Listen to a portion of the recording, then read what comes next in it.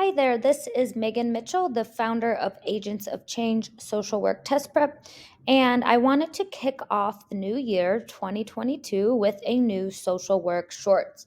And today I'm going to be going over some of the myths and misconceptions around the ASWB exams.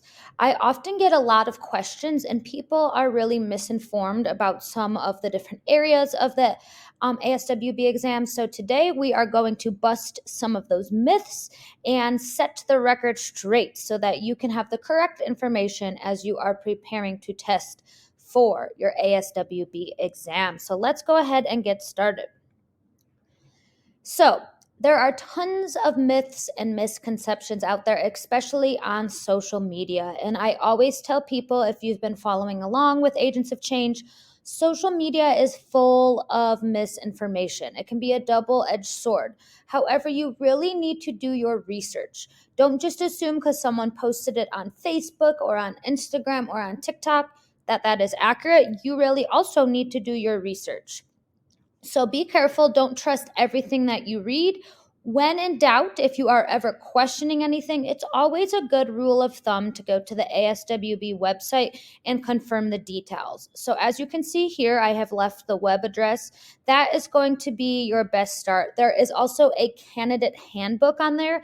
And I tell people you really want to read the candidate handbook before you even begin studying. That is going to give you all the information, and it is put out by the ASWB boards. So you do not need to worry about that information in there being incorrect.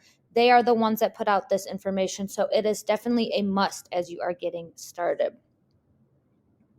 So here's our first myth, and I always hear this, that different states have different tests. So if I test in Michigan, it might be an easier test than if I take it in Oregon. That is false.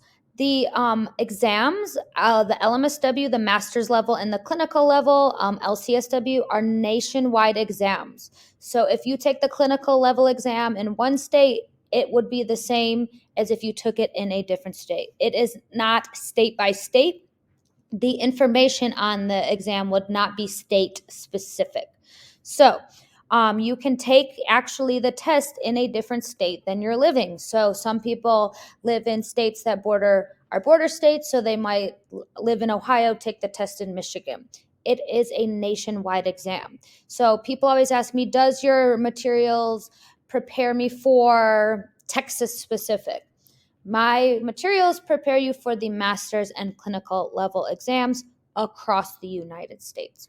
However, the tests and levels of licensure have different names in some states. For example, in some states, the master's level exam is, once you're licensed at that level, it might be called the LMSW. It might be called the LGSW. Check with your licensing board so you know that you are registering for the correct level of licensure. The acronyms for the level of licensure do vary. Also, the requirements to become licensed vary from state to state. This might include supervision hours. This might include a variety of different things, including how many years you've been under clinical supervision. So make sure that you are checking your state's requirements. I have also sent a link here, social work license map, that will tell you each state's requirements, and each state is different. And I'm coming from this of a place of personal experience. I have licensure in 2 different states, and they required different paperwork for each one. So make sure that you know what state you want to be licensed in and what that will require. However, know that it's not state specific, this exam, and it is a nationwide test. Our second myth: you should study as much as possible right up to the exam date. So I have people saying, my exam's in 1 day, my exam's in 2 days. Should I cram? Research says no. And you can see my emoji here. You will get fatigued. So just so you know, when you are at a kind of that wall of studying, you've pushed it to your limit, you're highly unlikely to retain information you're studying the night before. So cramming up until the moment of your test is not recommended because you can exhaust yourself. And I've had some people that say I overdid it and then I got into the test and I was so mentally exhausted I could not even remember my name. Study fatigue is real, so make sure you're checking in with yourself. Make sure you're practicing self-care. You will know when you have hit that wall. But don't think if you cram all night that's going to be helpful.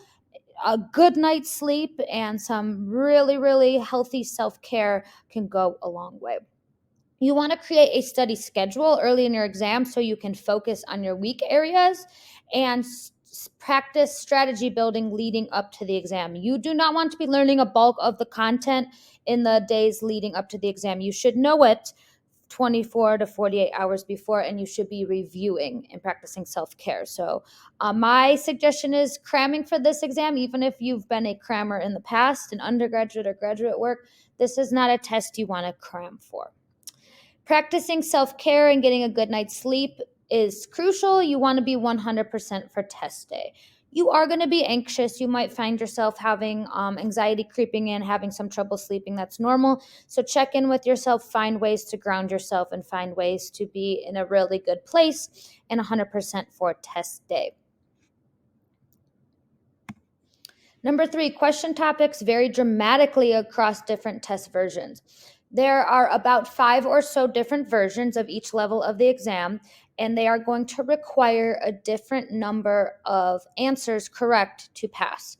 However, this is a very big misconception, is that I see people on social media saying, my test was only diagnosis questions, or my test was only macro questions. That is not possible. It might feel like that when you're taking it if a specific type of question throws you by surprise. However, it's not possible to only get questions in one particular area. Your studying should be balanced so that you're prepared for all type of questions and topics. And if you're wondering what will be on the exam, I suggest you check out the KSAs. The ASWB puts out the KSAs, their content outlines, so there should be no surprises.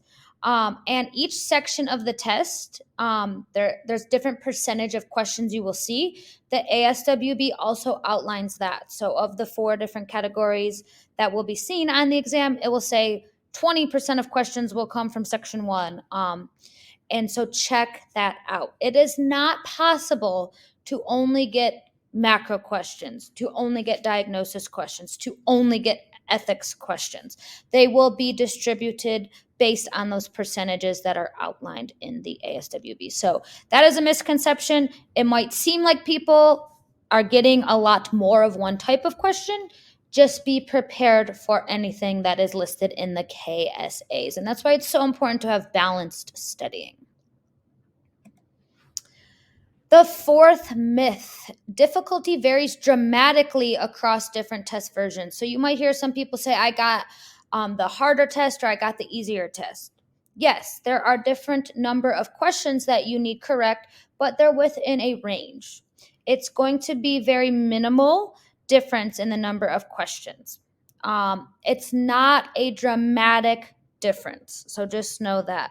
And it's designed to be that way. So if you only need 97 questions correct, that would be considered a more difficult test.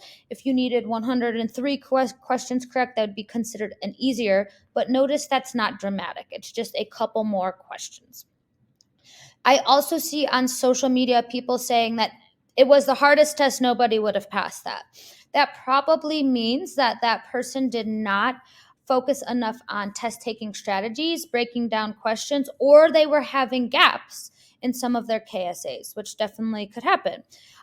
So when you hear someone saying that they got an impossible test, or I've heard people say, I did not recognize anything on the exam, that probably means they need to focus on breaking down questions and they need to focus on a strategy, because I always stress that you should be at a point that even if you get some curveballs and you don't know what the content is asking, you will have some strategies to at least get it down to 2 answer choices. So it's very important that you have a strategy. Content is important, but test taking strategy, breaking down questions is even more important. And you also want to make sure that you are covering all the content areas from the KSAs. That's often where sometimes people need to fill in some of those gaps. The fifth myth, and this is a very common trap that a lot of people fall into. Buying a lot of test materials will ensure you pass. Unfortunately, that is not the case. You do not need every single test prep material out there to pass your exam. You just need the right ones for you. So, this is where it gets really tricky because people will go onto social media and they will say, "What did you use to prepare?" And you're going to probably get different opinions on different study materials and study techniques. You don't know someone else's learning style. So you need to do the research, like we talked about before, to find the right materials for you. Um, it doesn't matter the amount of materials you have, as long as you're going to be able to find materials that are going to cover the content that you need and that work best for your learning style. And there's tons out there. Remember, buying materials does not mean you will pass. You have to utilize and leverage the materials. So just by buying it, you have to use it with fidelity. So I often will have people tell me that they kind of bought a program and then didn't do it with 100% fidelity. Important that you follow through with the instructions that the material is given. So if you are purchasing my Agents of Change program, I suggest that you go through it at least 2 times. So there'll be some people that didn't get through it. So I say next time you need to make sure that you are going through it at least 2 times, because that second time you're going to pick up on a lot of things that you missed the first time. So even if you're using any other type of materials, make sure that you are following the directions put out by that material and you're using it with fidelity. Before you're purchasing your second, third, or fourth set of study materials, I want you to kind of stop, take a step back, and ask yourself, are these materials adding something that I didn't have before? You don't want to buy something that's going to be exactly what you already have. You want it to enhance your studying. So maybe you're adding some more practice questions, or maybe you're adding a audio component. But don't fall into the trap of buying materials just because they worked for someone else. Don't just assume if you didn't pass that material is not ever going to work for you. Think about how you can make it work for you. Do your research and find the right fit. I have people all the time ask me specific questions about my materials, and I'm more than happy to answer them, because I would not want someone to make an investment in something and then it's not going to align with their learning style. So do your research. It's okay to ask questions, but you also want to make sure that it's a credible resource. You might want to check the person's background, make sure that it is a legit company that you are purchasing from. So make sure that you're vetting your materials and make sure that you are getting something that's going to really work for you. Acronyms or shortcuts work for every question. So I get a lot of questions from test takers about acronyms. Agents of Change does not teach acronyms. I sometimes teach study tools or study tips, and that might be a Mononica device, but I do not use the acronyms for questions. Acronyms or shortcuts can be a double-edged sword for this exam, and you really need to have a very strong handle on them if you're going to use them. They might be able to help you when you're stuck, and they might be good for test taking strategies. However, they're not a one-size-fits-all path to passing. So you'll hear some people that use acronyms and it works for them, and you'll hear some people that did not use acronyms at all and they passed. So don't assume just by using acronyms that means you're 100% going to pass. And make sure if you are using acronyms, you know how to use them. They are usually only for certain questions. They only apply to certain scenarios, so it's not a blanket approach. One word or phrase in a question can completely change what the question is looking for. And this is why I say, personally, I stay away from acronyms, because you really want to critically think and you really want to use reading comprehension skills. So be careful with acronyms and know their limitations. And like I said, Agents of Change does not utilize acronyms when breaking down questions. Seventh myth to bust: one person's passing strategy will be your personal passing strategy. Not true. There are so many different types of learning styles, And you have to think that every person has their own set of circumstances. You don't know how much time someone has to put into studying. You don't know when the person is studying. You don't know their job experience. There's so many different factors that go into studying. We all learn differently. We have different strengths and weaknesses as test takers. So if you hear someone passing, what worked for them might not work for you at all. So what someone says on social media is not guaranteed to work. And I also really, really want to hone in on this. Remember, it's just social media. Don't trust everything you read on the internet.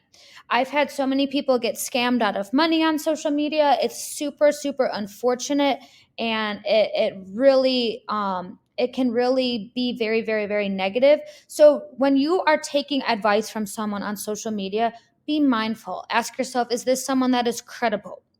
What are this person's credentials?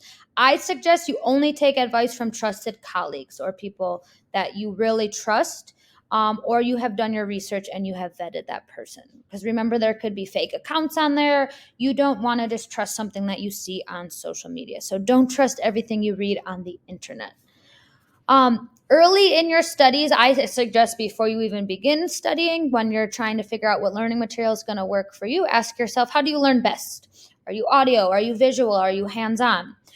This is going to be the key to passing. How do you best retain information?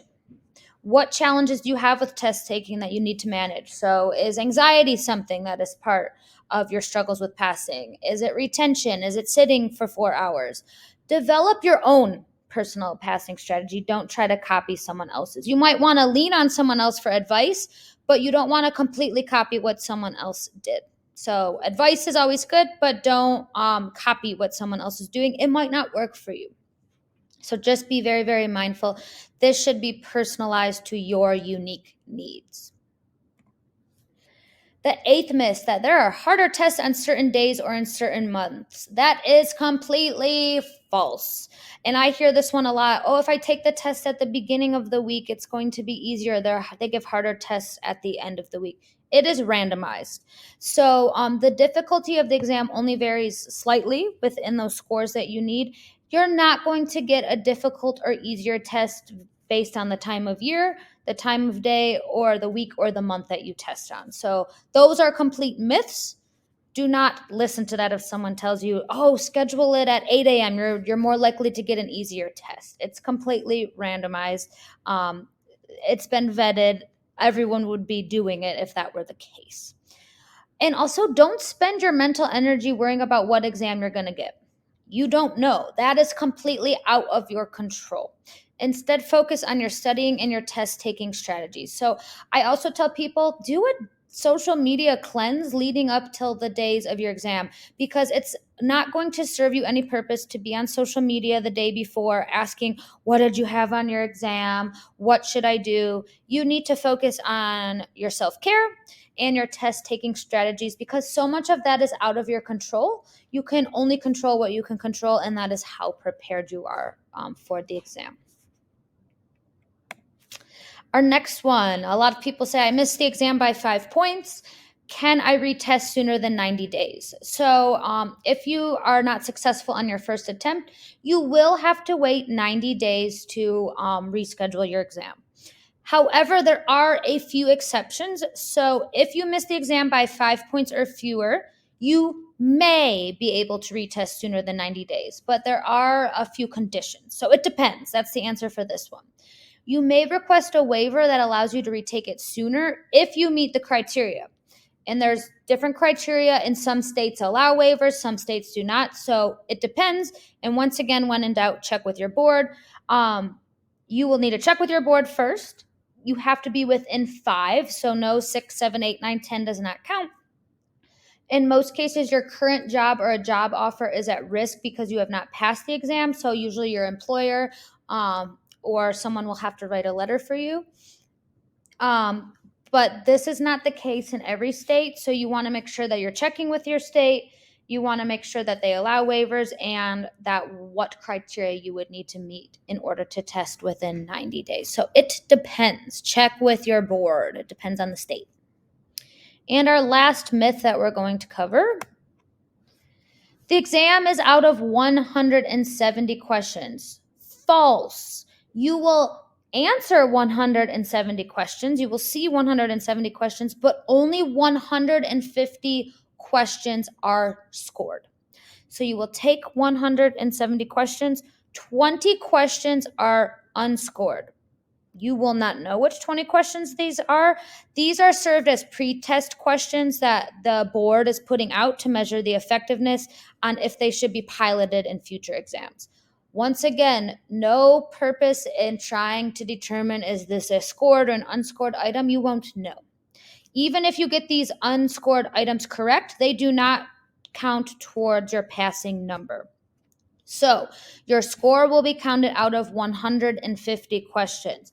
The ASWB guidance is that a passing score is generally between 90 and 105. What I have seen most times is a passing score is between like around 97 and 103. And that would be out of 150, not out of 170, because you'll have those 20 unscored items. You don't know which they are. It is important that on this exam you answer all questions. Do not leave any blank. It's important that even if you don't know an answer, you use the strategies, you try your best, you pick an answer, and you move forward. Like I said, no purpose in spending energy trying to figure out is this scored or unscored. You will not know. So do your best, put your best foot forward for all 170 questions, because you never know which one is going to count towards that passing score. All questions are equally important. So that was our myths that we are going to uncover today.